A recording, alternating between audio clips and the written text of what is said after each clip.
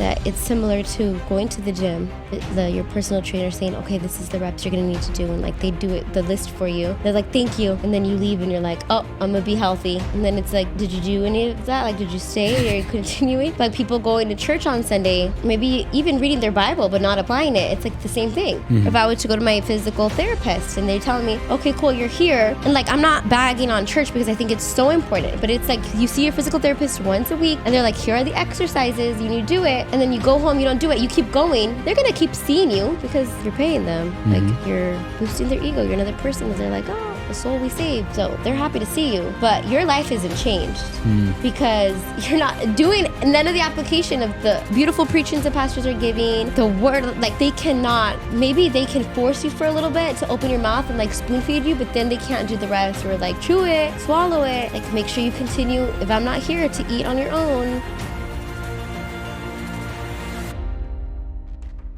Welcome back to the Better Everyday Podcast, where we're unlocking our best self one episode at a time. My name is Grace Garcia, and this is my husband, David Garcia. You had to think about it for a while. No, I didn't. You said this, my husband, David Garcia. I said husband. Like, what else are you going to be? I love you too. Okay, so it's my turn to do the theme or topic, lesson, podcast. Wait. Give an update. People are wondering. How's your health journey going? People want to hold you accountable after that last one. So many messages came into me where they did not. We want to hold Grace accountable. I want receipts. I want to see proof. I have been doing my physical therapy exercises for my diastasis recti because in my head I'm like, why am I going to go to these sessions? Like, you have to do the work because it's only once a week. Yeah. So I'm like, no, I want this to be healed, so I'm doing the work. So I'm pretty proud of that. And then my Pilates, my last session was Wednesday because I finished my 5-day or 5 classes new membership promo thing they had going on. And then I had to deep clean. My family's coming on Thursday, so I was like deep cleaning all day Saturday, all day Sunday. Why are they coming on Thursday? My brother's wedding. Shout out, Jesse. The last Perez kid getting married. Yeah, I'm so excited. It's going to be emotional. It's going to be fun. It's going to be awesome. Chaotic with the... When I say full house, I'm talking about full house, like dog and everything. But...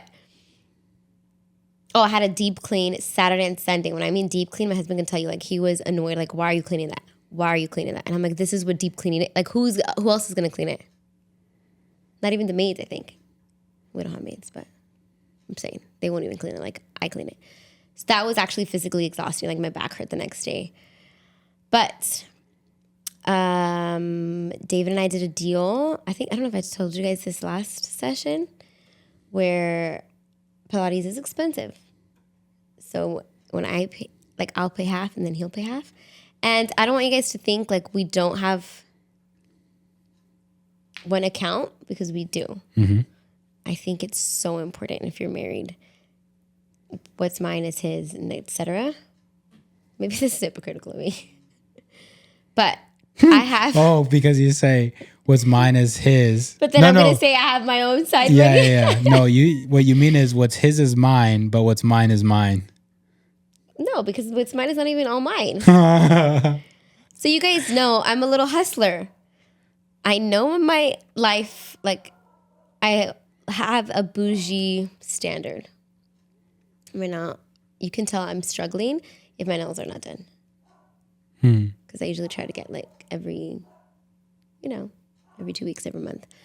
So the TikTok has been slow a little bit. And so I'm not getting, like, the usual money. And then when I do get it, I have, like, things to pay. Brooke Williams. I mean, it's not even, like, things that I have to pay, but they're expenses I've accumulated. So basically, I couldn't afford the Pilates anymore. But I think this week anyway is going to be busy with family. So I'll do it next week. Yeah. But that you're going to do it. You're going to do it. Oh, yeah. I love it. It's not like I'm like it's not out of discouragement. It's not of like, oh, I'm exhausted. Like if I could do it, I could do it. I would. And do the it. cool thing though is that apparently you're training for a half marathon, and running is free. Not the way I run. No, it is. But I was following my schedule, so I did the intervals. Yeah. Whenever that day was. I think it was a Thursday. I don't remember. And then Friday was rest day. Saturday was Pilates day, which I missed. I did deep cleaning. Sunday was supposed to be a long walk. And then Monday it's all day busy. This is through ChatGPT. Yeah. Okay. And then Tuesday's physical therapy. Tomorrow's supposed to be Pilates. Mm-hmm. And then Thursday's my intervals. Which maybe is not a good. I feel like that's a long in between. I mean, Thursdays, are you actually going to do your intervals? Yeah, I'll do it. Oh, it's because I have family. You might as well do it tomorrow. You don't have Pilates tomorrow. Yeah, you're right. And Elijah doesn't have soccer, so it'll be earlier. Yeah. Yeah, I could do it tomorrow. Okay. Well, that's the update on her accountability. She's staying on top of it. Do you think I'm staying on top of it? Because I feel like it's one thing to think I'm staying on top of it. Well, and then there's another, like, I think it's cool that when I wake up in the morning, you're like right tight up against the wall doing these little scissor thingamabobs, and you have some makeshift band. No, you don't notice that as soon as I wake up, I'm laying in bed and I'm like, are you doing your exercises then? yes! I'm like, she's laying in bed for like 10 minutes. I'm like, she's not doing anything. I'm She's counting I'm doing my the breathing like dead bugs yeah. or whatever. Like I'm literally counting. I have to do 3 sets of 10. 3 sets of 10 reps. I don't know. You don't feel me like doing breathing noises and like tensing up and releasing? I do feel some movement. It's not like I'm staring at you, but I do feel some movement. I'm like, maybe she is doing her little like butt clenches or whatever. I can't believe you thought I was just laying there. I don't know. But you do need to get like a real band. Like, no, they gave me that band. I have a real band. oh. They made it for me. Oh, they just look so ghetto. I know, but they like, I don't know what they measured and then they like tied a knot. Yeah, like it was like this huge thing. Oh, okay. Because I have a real band. But they said, here, do this right now. So I've just been having it. Oh, okay. Nice. Oh, but you're saying it looks cool. Yeah. Seeing me wake up. Yeah, that you're staying on top of it. You're taking it seriously. You really want to do the best to improve your diastasis recti to be able to perform at your best. Because I think I noticed with you hate the fact that something's holding you back. Yeah. And now to finally see you do something about it, it's like, okay, she really wants to get on that champ level. So I'm excited to see you there. Thank you. I appreciate that. Yeah, because I feel like I'm so harsh on myself a little bit. Mm-hmm. And I'm a people pleaser. And so I always wondered if like, does David think I'm taking the easy way out? Like using diastasis recti as an excuse, like before. Were you thinking that? A little bit.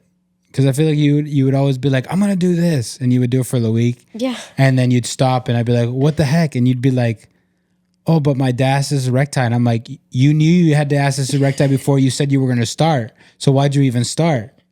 And then I kept telling you, like, get it fixed. Go to a physical therapist. And then you would tell me, like, oh, like, it's impossible to find a physical therapist for that. And then you kind of just, I would say you got a little bit complacent. You're like, there's nothing that's going to happen, or it might take too much effort for me to do it.